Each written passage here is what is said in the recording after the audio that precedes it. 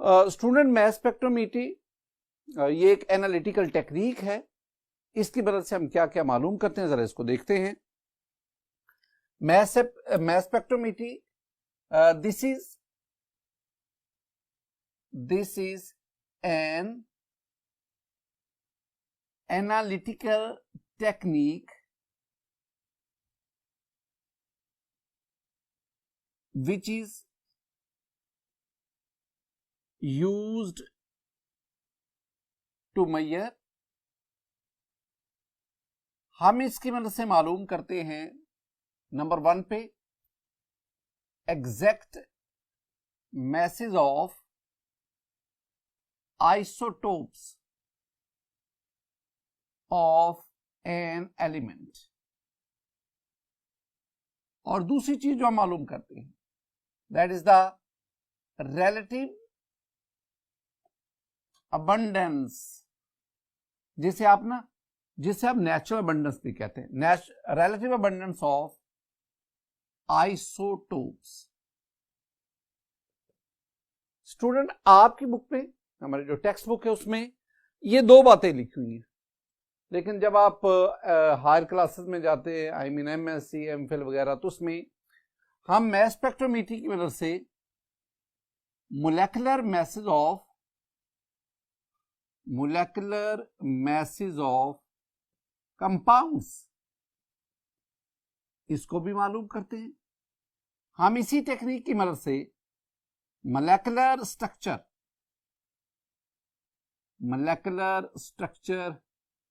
भी मालूम करते हैं। मोलेकुलर स्ट्रक्चर मालूम भी करते हैं और उसको वेरीफाई भी करते हैं।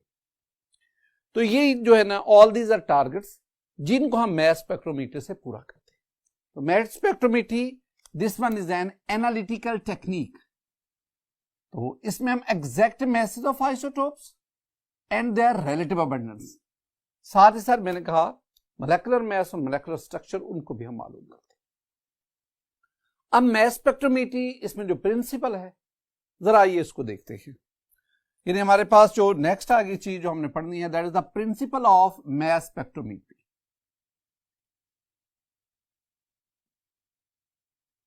Principal of mass spectrometry. My dear student, मैं पहले इसका प्रिंसिपल आपको लिख के देता हूं, फिर मैं एक एक उसकी लाइन, एक एक जो वर्ड है उसको समझाता हूं। In this technique, I mean in mass spectrometry, in this technique a substance is first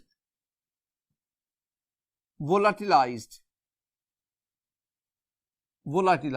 I mean हम उसको वेपोराइज करते हैं, वेपर्स में कन्वर्ट करते हैं, वेपोराइज्ड। a substance is first volatilized, then ionized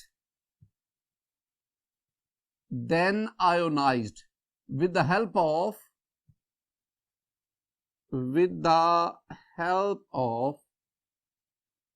high energy beam of electrons। दो काम यहां पे हो गए।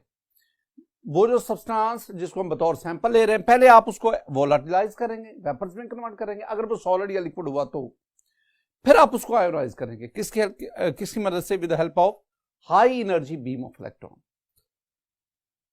द गैसियस पॉजिटिव आयन, जिसे आप कैटाइन भी कहते हैं,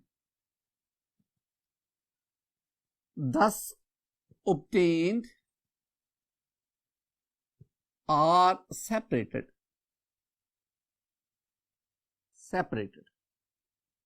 on the basis of their M over E value. M for mass, E for charge. Mass to charge ratio. M over E, mass to charge ratio.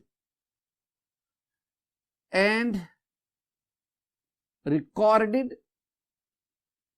in the form of peaks. This one is the principle of mass spectrometry. आपने ना इसको याद करना है, ये exam में अक्सर ना शॉर्ट आंसर क्वेश्चन के तौर पर पूछा जाता है। तो इसमें क्या क्या है, इसमें एक्चुअली 5 बातें जो है ना वो बताई गई। पहली चीज, number 1, a substance is first volatilize, यानी पहला काम है, या जिसे मैंने वेपोराइज्ड कहा, पहला काम है वेपोराइजेशन, ये पहला काम। And then ionised with the help of high energy beam of electron, यानी नंबर 2 पे आपके पास क्या आ गया, आयोनाइजेशन। तीसरा जो काम होता है ना, उसमें हम ये जो पॉजिटिव आयन बनते हैं, आयोनाइजेशन मीन किसी एटम या मॉलिक्यूल से लॉस ऑफ इलेक्ट्रॉन, और आयोनाइजेशन हम कर रहे हैं with the help of high energy electron beam. Ionisation के नतीजे में हमारे पास पॉजिटिव आयन हासिल होते हैं, जिसे आप कैटाइन कहते हैं। उन कैटाइन को फिर हम एक्सेलरेट करते हैं, स्पीड अप करते हैं। तीसरी बात, दैट इज एक्सीलरेशन। नंबर 4, फिर हम उसको सेपरेट करते हैं on the basis of their mass to charge value, और सेपरेशन के लिए हम उन पॉजिटिव आयन को मैग्नेटिक फील्ड में से पास करते हैं। मैग्नेटिक फील्ड में से पास करने पर वो डिफ्लेक्शन होती है, जिससे वो सेपरेट होते जाते हैं, आई मीन डिफ्लेक्शन। और नंबर 5 पे आप उसको रिकॉर्ड करते हैं in the form of peaks. हमारे पास एक मास स्पेक्ट्रम हासिल होता है, यानी आप रिकॉर्डिंग कह लें, या हम इसे कलेक्शन भी कहते हैं। स्टूडेंट, ये 5 स्टेप्स है जो इस पूरे मास स्पेक्ट्रोमेट्री में इन्वॉल्व है। आपने ना ये वाली जो है, ये जो मैंने सेंटेंस लिखा है, आपने इसको अच्छी तरह याद करना। तो इस सेंटेंस के अंदर 5 ये चीजें, आइए मैं आपको फिगर से भी इन बातों को समझाता हूं। मेरे पास ये एक फिगर है, इसमें आप देख सकते हैं, इसका जो पहला पोर्शन है उसमें हम सैंपल जो है उसको इंट्रोड्यूस करवाते हैं, that is the introduction of sample. अब अगर आपके पास सैंपल हो सॉलिड या लिक्विड, तो फिर आप उसको पहले वेपर्स में कन्वर्ट करते हैं। तो सॉलिड या लिक्विड का वेपर्स में कन्वर्ट होना, दैट इज कॉल्ड वोलाटिलाइजेशन और वेपोराइजेशन। तो आप पहले हिस्से में वोलाटिलाइजेशन या वेपोराइजेशन करवाते हैं। लेकिन अगर आपका सैंपल कोई गैस है तो फिर वेपोराइजेशन की कतई जरूरत नहीं है। तो ये सैंपल इनलेट, आई मीन अगर गैस हो तो गैस इनलेट, उसके बाद आपके पास ये हिस्सा आ गया जहां पे आप आयोनाइजेशन करते हैं। इसमें आपके पास फिलामेंट है, filament high energy electron beam वो नीचे आती है। जब आपके पास गैसियस एटम और मॉलिक्यूल यहां से पास करेंगे तो इलेक्ट्रॉन बीम उन एटम या मॉलिक्यूल में से इलेक्ट्रॉन को नॉकआउट करेगा। As the result you will get the gaseous positive ions, gaseous positive ions. उसके बाद ये 2 प्लेट्स हैं, हम ना यहां पे इलेक्ट्रिक फील्ड की मदद से हम इन गैसियस पॉजिटिव आयन को एक्सेलरेट करवाते हैं। जब हम एक्सेलरेट करवाएंगे, फिर ये हमारे पास एक फोकसिंग स्लिट है, इसमें से पास करने पर we have a beam of positive ion, beam of accelerated positive ion, then it is pass through the magnetic field, and magnetic field is applied perpendicular to the path of the positive ion. After passing through the magnetic field, the positive ion are deflected because they have different mass to charge value. अब ये जो positive ion है ये deflect हो जाएंगे after passing through the magnetic field. फिर हमारे पास आगे वो रिकॉर्डर है और उसके साथ जो है वो कंप्यूटर अटैच है, और फिर finally it is obtained in the form of mass spectrum. तो मास स्पेक्ट्रोमीटर, ये सारे के सारे इंस्ट्रूमेंट जिसमें मास स्पेक्ट्रोमेट्री परफॉर्म करते हैं, मास स्पेक्ट्रोमीटर। तो मास स्पेक्ट्रोमीटर में से सैंपल पास किया और रिजल्ट हमारे पास मास स्पेक्ट्रम की फॉर्म में आता है। ये सारी के सारी है, this one is mass spectrometry, और ये है उसका प्रिंसिपल। अब हम आगे बढ़ते हैं। मैंने अभी आपसे कहा कि आपके पास जो रिजल्ट आता है वो एक ग्राफ की सूरत में आता है, and that graph is called mass spectrum. जरा mass spectrum को देखें।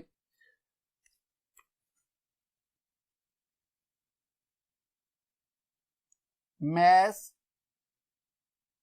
spectrum,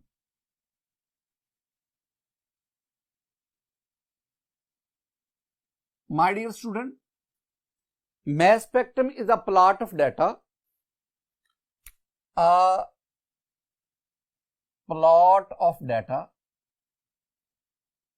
in such a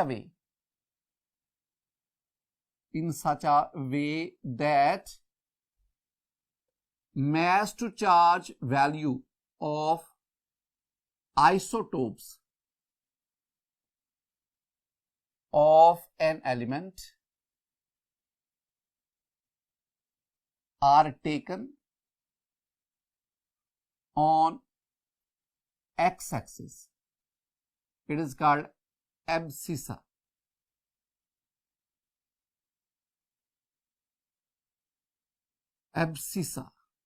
And relative abundance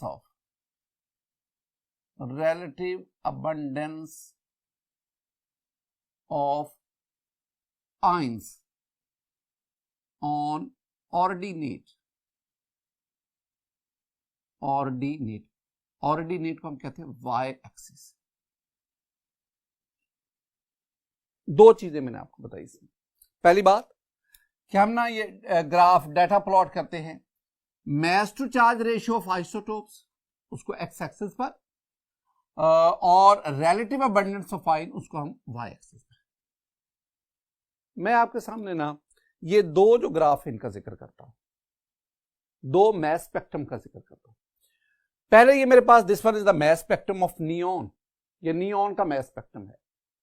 my dear student, इस मैस स्पेक्ट्रम में हमने एक्स एक्सिस पर mass to charge ratio of isotopes of neon के 3 isotopes हैं, उनकी मैस टू चार्ज रेशियो देखेंगे तो 20, 21, 22 ये 3 आते हैं। और वाई एक्सिस पर हमने इन आइसोटोप्स की, इन पॉजिटिव आयन की रिलेटिव अबंडेंस को लिया। जब हमने ग्राफ प्लॉट किया तो देखें मेरे पास ये 3 लाइंस हासिल हुई। माय डियर स्टूडेंट, इनको हम कहते हैं पीक्स। तो मेरे पास 3 पीक्स हासिल हुई। पहली जो पीक है वो सबसे बड़ी है, उसकी हाइट ज्यादा है। ये पीक है नियॉन 1020 की, और अगर आप इसकी परसेंटेज देखेंगे तो that is 90.92%।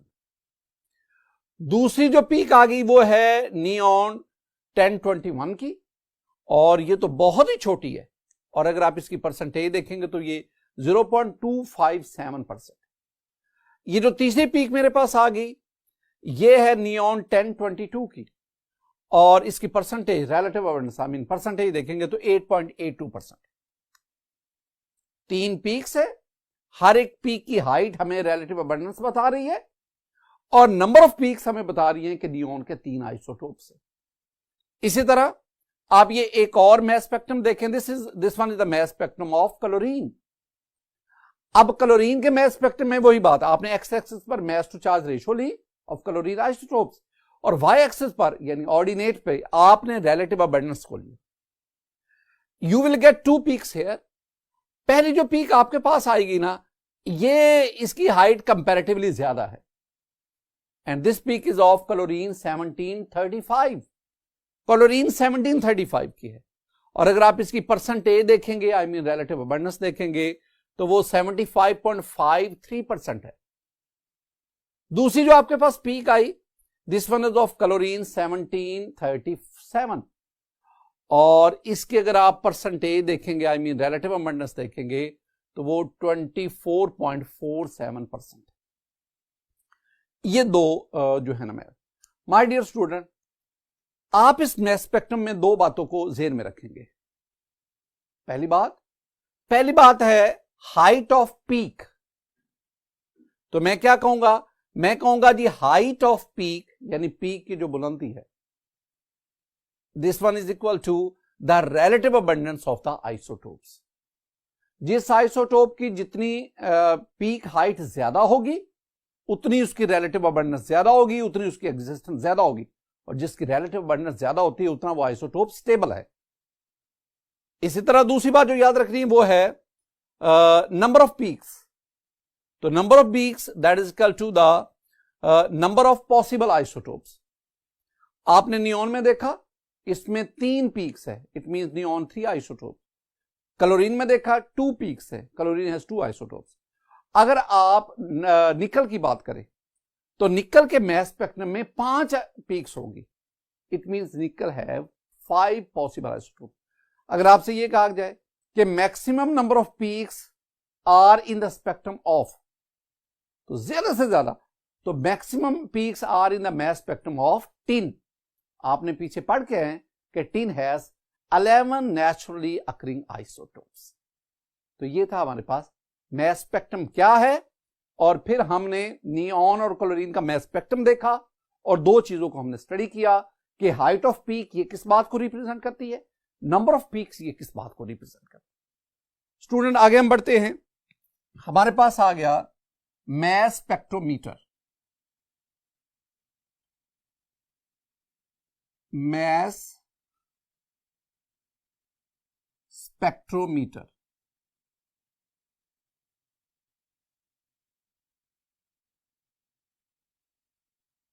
My dear student, आप इसे मास स्पेक्ट्रोमीटर भी कह सकते हैं, आप इसे मास स्पेक्ट्रोग्राफ भी कह सकते हैं। Spectrograph, graph.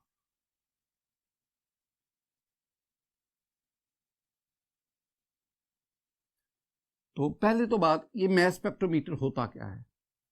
It is an instrument which is used to carry out the mass spectrometry. तो अगर हमारी बुक की डेफिनेशन को देखें, an instrument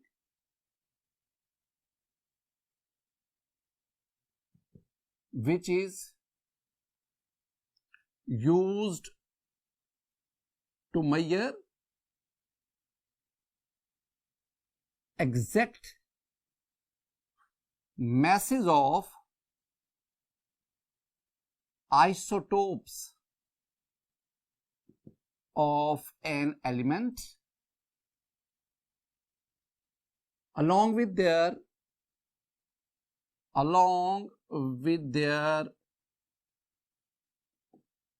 relative abundance,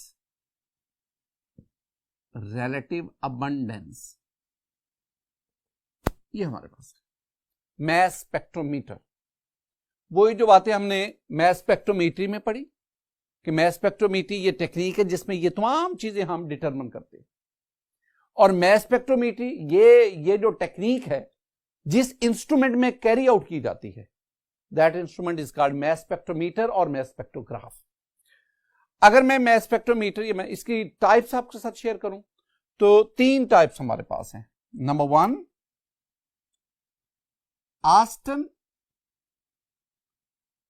ऑस्टन्स mass spectrograph, Austin mass spectrograph. My dear student, this mass spectrograph was introduced by F.W. Austin in 1990. ये F.W. Austin 1919 में सुन। This mass spectrograph was designed to identify the isotopes of an element on the basis of their atomic masses. An identification of isotopes on the basis of their atomic masses. Identification of isotopes on the basis of their atomic masses. बाज़ दफ़ा ये जो मैंने sentence लिखा ये MCQ के तौर पर भी पूछा जाता है, और एमसीक्यू में जो ऑप्शन दिया जाता है वो यही एटॉमिक मैसेज है, तो आप इसको अच्छी तरह याद करेंगे। माय डियर स्टूडेंट, ये हमारे पास F.W. ऑस्टन, ये उसकी पिक्चर है, और साथ ही ये जो नीचे हमने ये फिगर आपको दिखाई, this one is the apparatus setting in mass Aston mass spectrograph. ये आपके पास। तीसरी बात जो आपने याद रखनी है कि Aston was awarded Nobel prize, he was awarded Nobel prize in 1922 for the discovery of isotopes, for discovery of isotopes by means of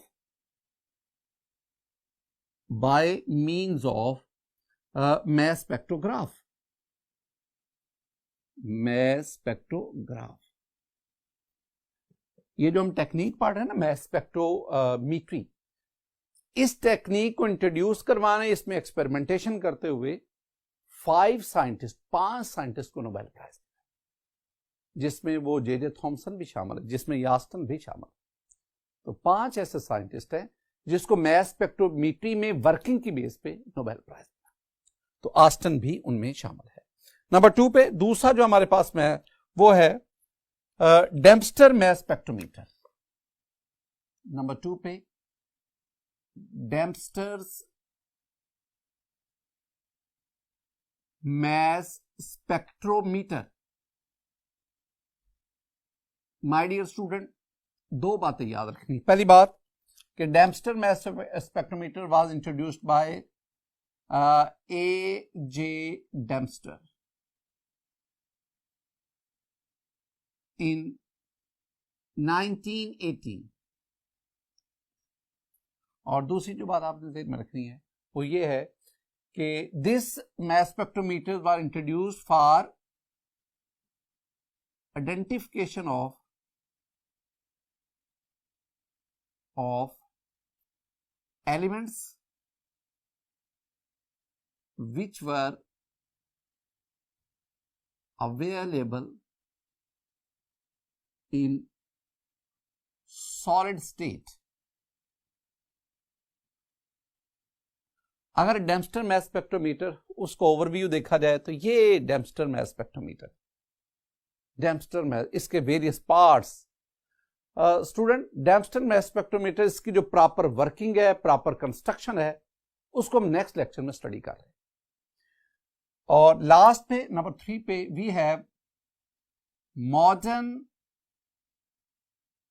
mess spectrograph.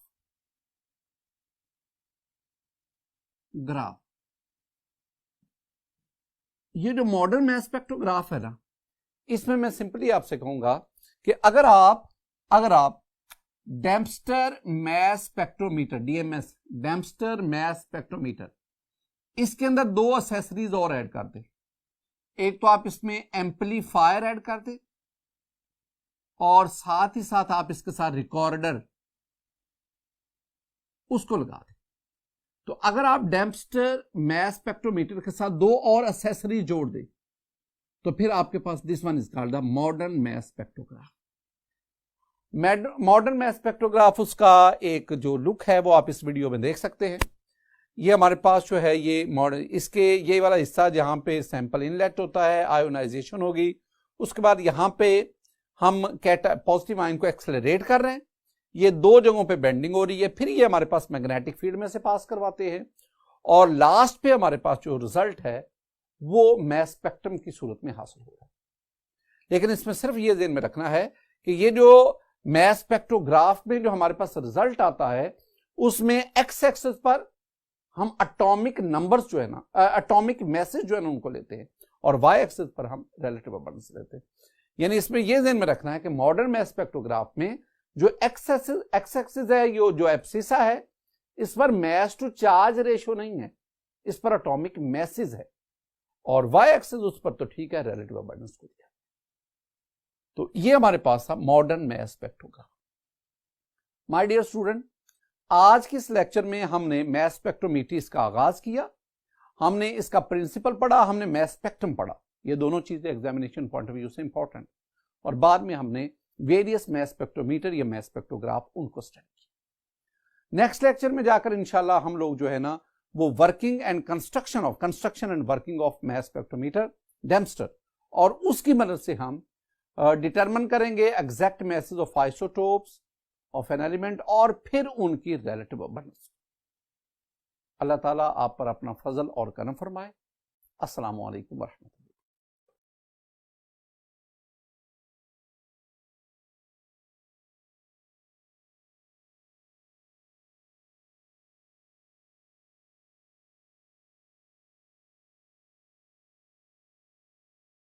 سبيل الدموع سبيل مريح تنهد يا صاحي كي تستريح سبيل الدموع سبيل مريح تنهد يا صاحي كي تستريح